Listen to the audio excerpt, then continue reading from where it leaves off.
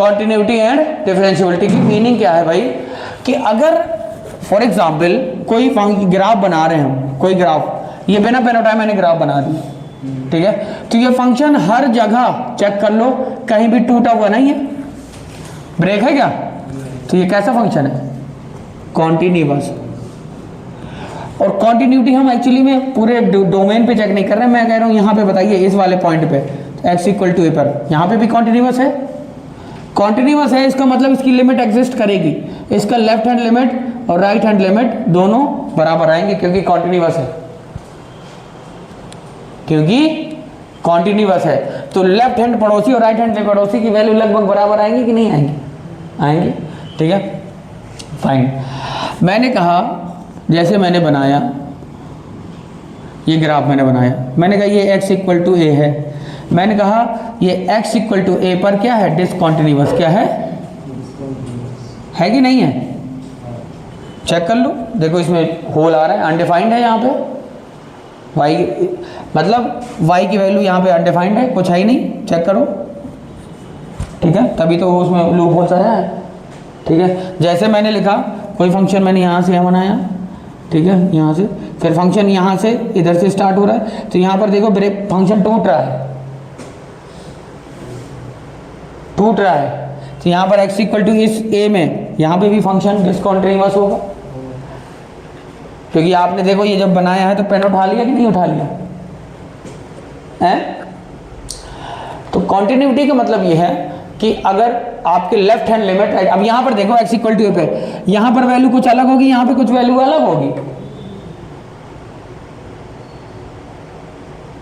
जब यहां पे वैल्यू ही पता नहीं है हमें सेंटर पे, तो left hand limit right hand limit दूर दूर हो जाएंगे।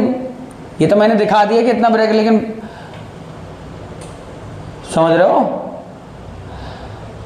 इस चीज को समझना है। इसका मतलब कॉन्टिन्यूटी का मतलब ये है बेटा कि उसका left hand limit right hand limit बराबर होंगे तो वो फंक्शन उस पॉइंट पे कॉन्टिन्यूअस होगा। जिस पॉइंट पे फंक्शन का left hand limit right hand limit के बराबर आ जाएगा वहाँ फंक्शन कॉन्टिन्यूअस है।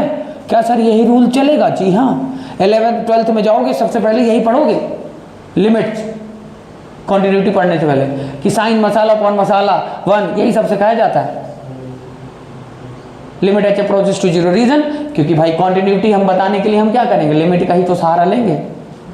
अच्छा, तो ये बात क्लियर है। अच्छा, डिफरेंशियबिलिटी का मतलब क्या? What is differentiability? Harsh, what is differentiability? अरे slope of a tangent at a particular point. मैं कह दूं slope of a tangent, for example मैंने कहा एक कर्व है, ठीक है, मुझे यहां पर इसका स्लोप ऑफ टेंजेंट मिल जाए, वही इसका D Y by D X होगा कि नहीं होगा? यही तो हमने सीखा था फर्स्ट प्रिंसिपल मेथड में। कोई घबराया नहीं जाता। आपसे कोई कहते व्हाट इज डिफरेंशियबिलिटी, डिफरेंशिएशन, आप कहोगे it is nothing, it is but the slope of a tangent at a particular point, right? Using left hand derivative और right hand derivative we can use the formula also, ठीक है। इसका मतलब यह है, differentiability का मतलब यह है बेटा कि मान के चलिए मैंने कर्व बनाया, तो मुझे जो है इस पॉइंट पे इसका स्लोप चाहिए, इसका स्लोप वही होता है D Y by D x.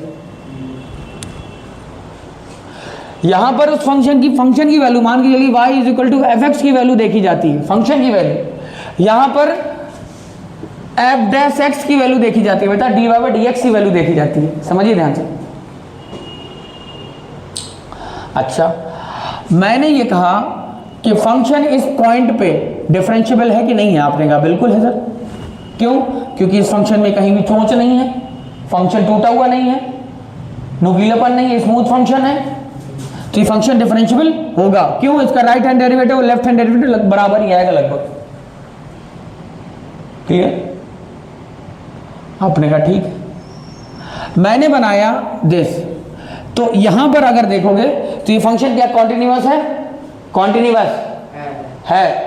मैंने बिना पेन उठाए ग्राफ बना दिए, कॉन्टिन्यूअस है, बिना टूटे बन रहा है। लेकिन इस पॉइंट पे क्या ये नुकीलापन चोंच आ रही है कि नहीं आ रही है?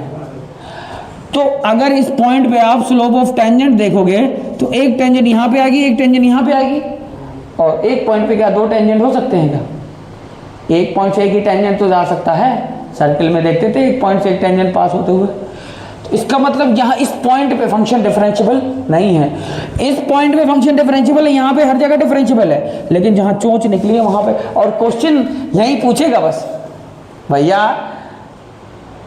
आप यहाँ पे देख लो ना, मैं कह दूँ यहाँ पे क्या है, अरे यहाँ तो फंक्शन कॉन्टिन्यूअस है, यहाँ भी फंक्शन कॉन्टिन्यूअस है, लेकिन यहाँ पे डिसकॉन्टिन्यूअस है। तो कॉन्टिन्यूटी एक पॉइंट पे पूछी जाती है। जैसे मैंने कहा F X is equal to 1/x, तो आपने कहा सर 1/x का ग्राफ है रेक्टेंगुलर हाइपरबोला, ये बनेगा फाइन। सर ये फंक्शन कॉन्टिन्यूअस हर जगह है, लेकिन x इक्वल टू 0 पर नहीं होगा कॉन्टिन्यूअस, क्योंकि फंक्शन ही नहीं है वहाँ पे, तो फंक्शन ही नहीं है। चेक कर लो, 0 रखोगे तो अनडिफाइंड आ जाएगा। और x0 और y0 का यहाँ ग्राफ भी नहीं है, एसिम्प्टोट्स हैं, ये याद है, एसिम्प्टोट्स रेक्टेंगुलर हाइपरबोला। तो इसका मतलब कि जहां चोंच आ जाए, नुकीलापन, जैसे मैंने एक ग्राफ बनाया ऐसे, ठीक है, तो जहां जहां चोंच आएंगी वहां फंक्शन डिफरेंशिएबल नहीं होगा। जैसे कि F X is equal to mod X, इसका ग्राफ ऐसे होता है, F X is equal to mod X, graph सबको पता होना चाहिए भाई। तो फंक्शन मॉड एक्स यहां पे डिफरेंशिएबल नहीं होता 0 पे, लेकिन यहां कॉन्टिन्यूअस होगा, कॉन्टिन्यूअस होगा। This is very important, right. तो ये दिस इज कहानी जो आपको समझनी है। डिफरेंशिएबिलिटी का मतलब ये है कि dy by D x slope of tangent, ठीक है। अच्छा, अब मुझे बताइए इन दोनों में कौन सेट है कौन सबसेट है, ये बता दीजिए। अरे डिफरेंशिएबिलिटी और कॉन्टिन्यूटी में कौन सेट है, बड़ा सेट है, सबसेट, सेट का पार्ट, तो ये बताना है कि कौन सा सेट है कौन सबसेट है। दिस इज इंपॉर्टेंट, बोर्ड में आया हुआ 12th में बेटा सवाल है, पिछले साल आया था वेन डायग्राम में, कैसा दिया। और ये आपका ही भी पार्ट है कैलकुलस का, क्या कि भाई ऐसे 4 डायग्राम दिए थे, यहाँ पे लिखा था डिफरेंशिएबिलिटी और यहाँ अंदर लिखा था कॉन्टिन्यूटी, ठीक है, 4 डायग्राम, ठीक है। यहाँ लिखा था कॉन्टिन्यूटी और यहाँ लिखा था डिफरेंशिएबिलिटी। कहता which of the following Venn diagram is correct, ठीक है। फिर कह गया अगला वेन डायग्राम कि कह देगा लाइक इन दोनों में ये चीज हो गई, ठीक है, यहाँ ऐसे एक कॉन्टिन्यूटी, ये डिफरेंशिएबिलिटी, ठीक है, दोनों में इंटरसेक्शन कर दिया, दोनों को अलग अलग कर दिया, इस तरीके से 4 बना गए, क्वेश्चन खत्म। कौन सा टिक करोगे? दिस इज इंपॉर्टेंट, लाजवाब सवाल। जेई मेंस में अभी कल परसों एक क्वेश्चन आया है, मतलब मैंने क्लास में हम लोग पढ़ते रहते हैं ना, बहुत आसान आसान सवाल आ रहे हैं। आसान मतलब क्या आसान, जो हम पढ़ रहे हैं स्कूल में वही सब पूछा जा रहा है। डेली पेपर चल रहे हैं, डेली सेट बन रहे हैं। अब उसमें केवल एनसीईआरटी बेस्ड पेपर, मतलब बहुत टफ पेपर नहीं आ रहे हैं, कुछ क्वेश्चंस को छोड़ के। ऐसा नहीं है कि सब हलवा दे देंगे, लेकिन मतलब आसान का मतलब कि सब 11-12 से, आसान का मतलब क्या कि 11-12 से।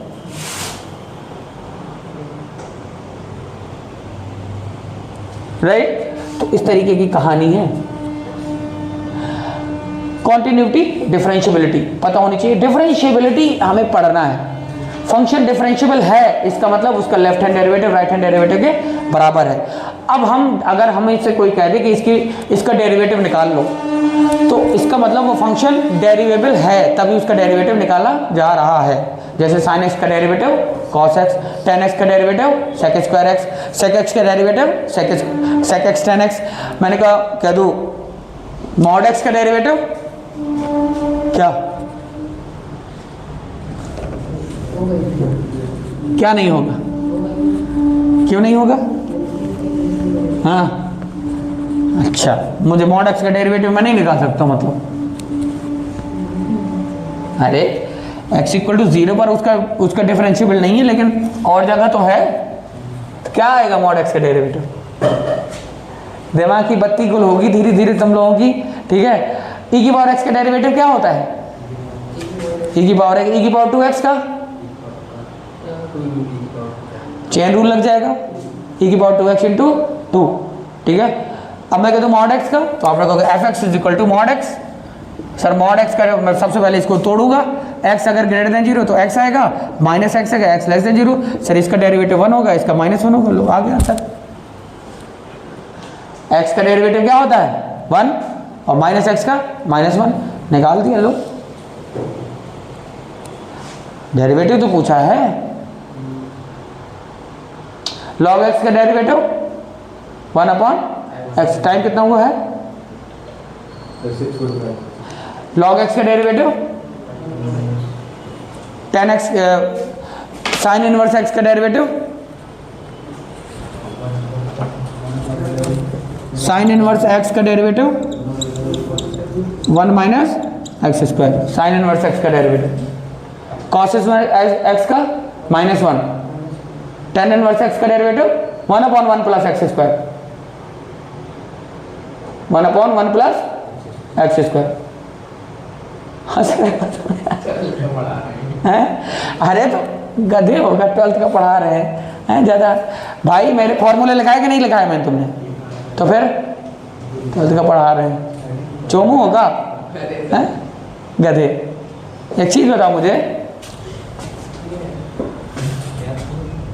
मैंने कहा sine X is equal to 1, सुनना ध्यान से, sine X is equal to 1, तो x is equal to sine inverse 1 हो जाएगा कि नहीं हो जाएगा,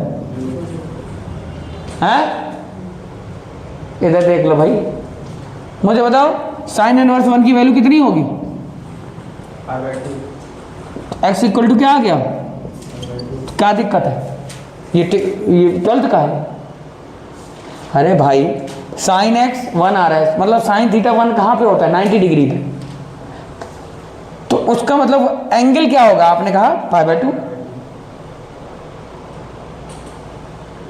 इनवर्स ट्रिग्नोमेट्री में जो ट्रिग्नोमेट्री का डोमेन होता है वो इनवर्स ट्रिग्नोमेट्री उसका उल्टा हो जाता है, बस और कुछ नहीं होता।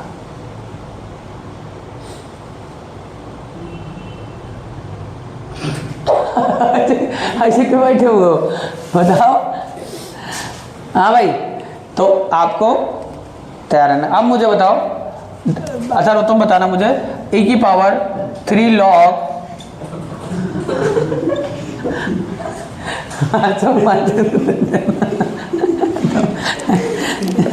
अरे तुम लोग, हाँ मुझे बताओ इसकी वैल्यू कितनी आएगी,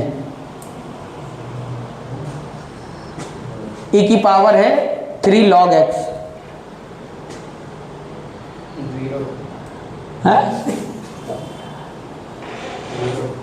वैल्यू क्या आएगी, पढ़ लिख नहीं था मैं डंडा से, हैं?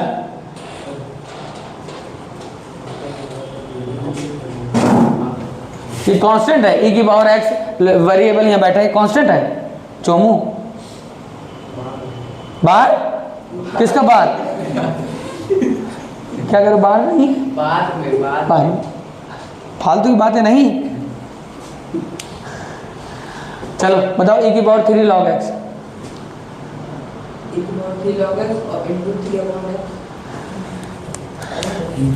e की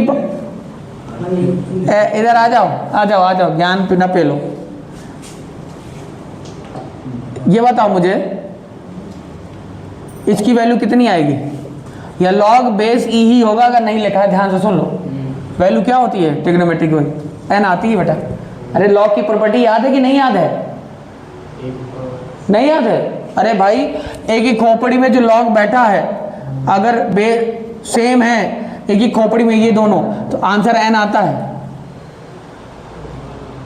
सिखाया था कि नहीं, खोल लो, मैं चमड़ी उधेड़ डालूंगा, सब पढ़ाया है मैंने, ठीक है, अप्रैल से पढ़ा रहा हूँ, ठीक है, सुन लो ध्यान से।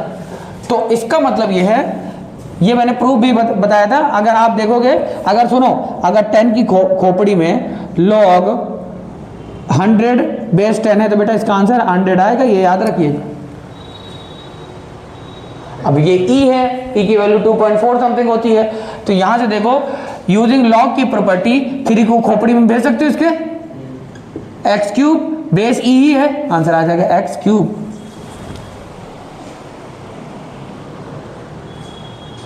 Using logarithmic property. इसका डेरिवेटिव क्या आएगा, अगर कोई कह दे इसका डेरिवेटिव, आप कहोगे 3x²। लो भैया ले लो 3x², समझ रहे हो। तो ये प्रॉपर्टी लॉग की पता होनी चाहिए आपको। तो हम लोग धीरे धीरे डिफरेंशिएशन की तरफ बढ़ रहे हैं, ठीक है। डिफरेंशिएशन अगर आपको अच्छे से करना है, कल पूरे फॉर्मूला बेटा सुन लो ए बाबू, ठीक है, नहीं तुम्हारी दाढ़ी जो निकल रही थोड़ी बना दूंगा मैं यहीं पे। मैं ये कह रहा हूँ, हंस रहा था, सॉरी वो ऐसा नहीं, ठीक है। मैं ये कह रहा हूँ कि यहाँ पर आपको करना क्या है कि इसको करके आना है, डिफरेंशिएशन के फॉर्मूला इसके पास है, फोटो ले लो, फाइन, और अच्छे से फॉर्मूला करके आइए। सर वो डिफरेंशिएशन के फार्मूला कैसे निकले होंगे, कैसे निकले होंगे बेटा डिफरेंशिएशन का फार्मूला? साइन एक्स का डिफरेंशिएशन कॉस एक्स कहाँ से आया? हाँ अरे यार बताओ इसको। अरे भाई अभी क्या है कर रहे थे फिर? फर्स्ट प्रिंसिपल मेथड से क्या है कर रहे थे? डेरिवेटिव तो निकाल रहे थे चोमू। एक चीज बताओ, साइन एक्स से derivative cos x, first principle method 11th 12th से ज्यादा इंपॉर्टेंट है। बच्चे ये समझ नहीं रहे हैं। 11th में जो टॉपिक्स हैं वो 12th से ज्यादा खतरनाक हैं। Permutation, combination, probability, binomial theorem. लेकिन लोगों को लगता है ठीक है बोर्ड में, अरे भाई मेरे उसमें वहां पे कैलकुलस वगैरह है, बस कैलकुलस 35 नंबर की, बाकी